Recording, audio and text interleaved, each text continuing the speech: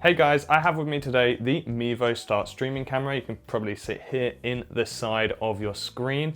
And what it is it's an all-in-one streaming camera. So using just the Mevo Start and your phone, you can stream to, all of the major platforms, YouTube, Twitch, Instagram, all of that stuff, really easily. Now I'm going to go through some of its specifications and its main features and show you guys actually how to use it a little bit and how the app works. So let's just crack on with it and I'll tell you all about the body first.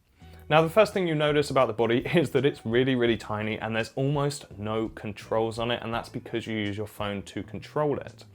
There's really just not much going on. It's really small. It fits quite nicely in the palm of your hand. And I'd actually say probably internally, most of it is just made up of a battery because it has a pretty decent 6-hour-long battery life. And that's 6 hours of pure streaming, by the way. So if you are doing events or stuff like that, I think that's probably where this camera will be used a lot. It's really good for that.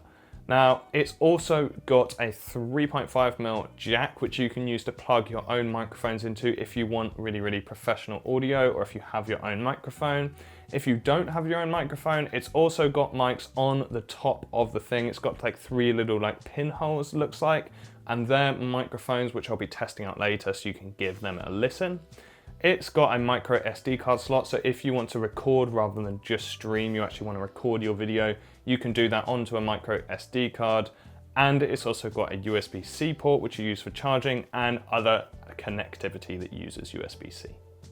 Now you can also use NDI mode on the Mevo Start. This is really cool. This is basically just sending your video feed to a PC, which means that you can then put it through a program such as OBS, and then you can use all of the functionalities of OBS, such as graphics, overlays, audio, stuff like that, to then mix in with your computer. Now, this is one of the cheapest cameras that has that NDI mode, so it's a really big plus if you're somebody that does want to be putting your stuff through OBS. In terms of the speed and the quality of your stream, it goes up to 5.9 megabits per second. Now, that obviously really depends on your connection. If you're at home and you've got a stable, good Wi-Fi connection, I'm sure you'll get 5.9 megabits per second. But if you're out and about, because obviously the nature of this camera is it's so easy to use with just your phone and the Mevo Start itself. If you were out and about and you were using your data, your mobile data to stream, I don't think you're going to get 5.9 megabits per second. So obviously just be aware of that, but that is just going to come with the fact that you're literally streaming just through one camera and a phone anyway. So it's hard to complain if it's not going to be absolutely perfect, because it's an incredibly basic equipment setup to be doing streams out and about. So as I mentioned a moment ago, you use your phone to control the Mevo. So what I've done is I've gone and grabbed my iPhone, I downloaded the Mevo 2.0 app, and I'm just going to show you guys around the app really quickly and how some of these features work. So first things first, you can obviously see there's a shot of me that the Mevo is capturing right now. You can actually see it's pretty wide. So if you look at my shot, it's way wider. Like for reference, my camera, which is obviously placed behind the Mevo, is on 24mm lens right now. And that's sort of going from about there to there. So then if you imagine that this is about a foot closer to me and it's capturing the entire thing, so it's incredibly wide lens, which can be really useful for streaming. Now, if you think it's a little bit too wide, then what you can do is if I just tap on the screen, now I can then select an area which will essentially cut in on, and then if you see on the right, that's like my feed that's coming through. Like the top right of the screen, you can see that there's the feed. So then I can easily move it around or stretch it and make it a bit bigger. And then say if I'm going to move, then I can essentially follow myself. But it's also really heavily worth mentioning that this is a digital zoom that this is doing. It's not an actual zoom. Therefore, you're going to lose a lot of quality. It's not going to look super spectacular. So that's just a quick way of controlling the way that it looks. Now, what do we do if we actually hit this record button? Well, now you can see that I've obviously got all of these different streaming services it's offering me. So we've got Facebook, LinkedIn, Twitch, to name a few. But you can also see on the left, we've got our record to SD. So that's what I'm going to do because I'm actually not going to stream right now. I'm just going to show you guys how to do it. So I'm just going to hit record to my SD, and you can see now it's already recording. Now here you can see there's a few more more pro controls. So what we can do is we can control the exposure. So stop it a little bit, and then you can see that it will then change a few other bits. So now it's darkening my image, and then if I wanted to brighten it, I could go and do that. Now obviously that is going to be changing the ISO more than anything else. So it's worth being aware of that, because if you're going to bring too much ISO into this, it's just going to get really, really noisy. So it's better, I think, you know, I'm actually going to keep the exposure slightly lower. ISO 200 seems okay to me. Now, of course, when we're not recording, we can control the shutter and the ISO manually as well, but I can't actually control those right now because I am recording. But we can also control the white balance. So if we want to set the white balance on this, there's a few options to choose the actual kelvins as well, so that's quite cool. And then we've got white brightness, contrast, saturation, all of this stuff. Personally, I'm going to prefer to do that in my edit, but if you want to do that, you know, because I'm editing this, I can do because I'm recording it. But if I was doing a stream and I thought, you know what, actually for my stream, I'd rather it had a little bit more pop, let me turn that saturation up to 1.3, then you can see that now my image is got a nice little bit more extra color to it. You can also flip your image, and you can have EIS, so that's some electronic image stabilization. So if I'm wandering around with the Mevo Start, then I can put some stabilization on, but of course it's electronic, it's not in the body, so it's not going to be amazing. Again, because I'm recording this, if you're actually recording, I'd always rather put that on post, but if you're doing a stream and you're wandering around, then of course that's going to be really, really useful to you. There's a few preset looks. I can't imagine many of you are going to be using these, but we'll just have a look. So we've got high contrast, we've got flat, we've got black and white, vivid and sepia, which is really bad looking. But yeah, you know, they're there if you want them. I can't imagine we're going to see loads of use out of them, but it's cool that we have them.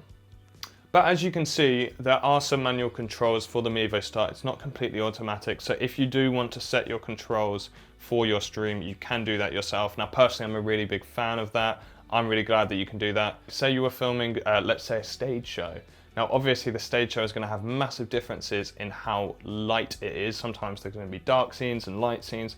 So for me, I'm really happy that, you know, I can go in there and manually set it to sort of be the middle ground that I want it to be, rather than all of a sudden it gets really bright and then the camera has to change its exposure and it kind of is just a little bit distracting. So it's really cool that they give you these controls on the app.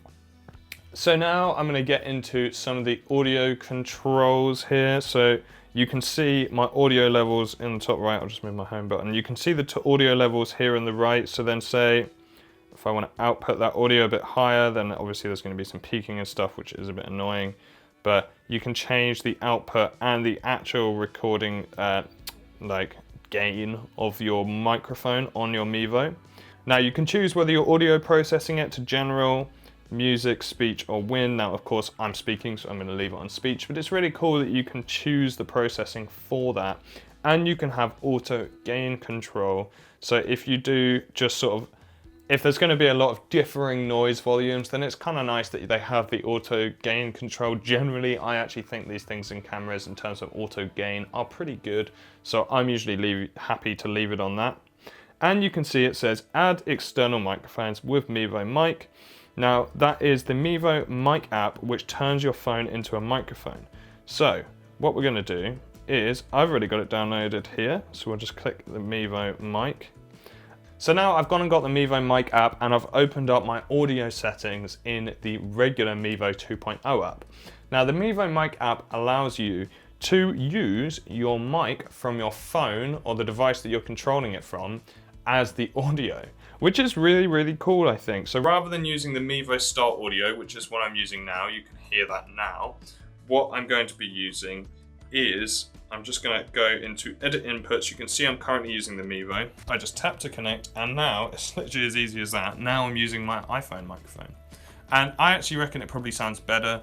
That's obviously going to be for a few reasons. One of the main reasons is the fact that my iPhone is right next to my face, so it's probably going to sound quite good. And obviously iPhone microphones are kind of made for voice. That's really the thing that they're looking to pick up.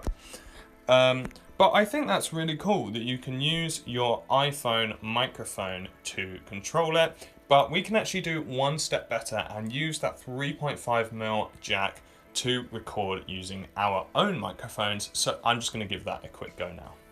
Okay, so I said what I was going to do is I was going to use my microphones to get more professional audio. So what I did is I went and grabbed my Rode Wireless Go 2 mic kit. I recently reviewed it and it's honestly an incredible mic kit. I'll leave a link in the description if you do want to check that out. But what I've done is I've just grabbed a 3.5mm cable and just plugged it in to the Wireless Go receiver. Pop the transmitter on, obviously it's all wireless, super easy. So now here, if you look, I've now got all of my audio controls and you can actually see that I'm using the Rode Wireless Go 2's audio, which is just cool because it's going to provide so much better audio than on my iPhone or the Mevo microphone. And it took me like 2 minutes to set up. Literally all I had to do was go turn on both of these devices, plug them in with the 3.5mm, go on the app, switch over to it, and that's it, done. Now I've got professional audio for my stream, which is really, really cool. Now to summarize, what do I actually think of the product and who do I actually think this is going to be for? Well, that's an interesting one. Personally, I don't see this as a super professional product just because the quality of the image is not all that good.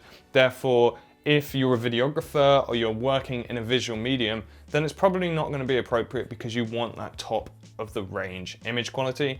But if you're not so bothered, then I think this is for you. I think it's for people that aren't as into the tech of it, because obviously, say if I wanted to do a really high professional stream, then what I'd need to do is say I take my A7S, which I'm shooting on now, I need HDMI inputs, I need capture cards, I need OBS on a computer, and I need all these bits of software, all these bits of equipment to create it, which is really, really difficult to set up and takes a long time. Whereas if I wanted to stream on the Mevo Start, all I need is the Mevo Start. I need to turn it on, I need to hook up my smartphone, and that's pretty much all about it. It's so easy. So I think that's the thing. I think it depends what you want from your stream. That's what you should be asking yourself. How important is the visual aspect of my stream versus how much time do I want to spend investing in figuring out how to stream? And actually it ties into my other point, which is about the price. This is a really cheap streaming camera, you know?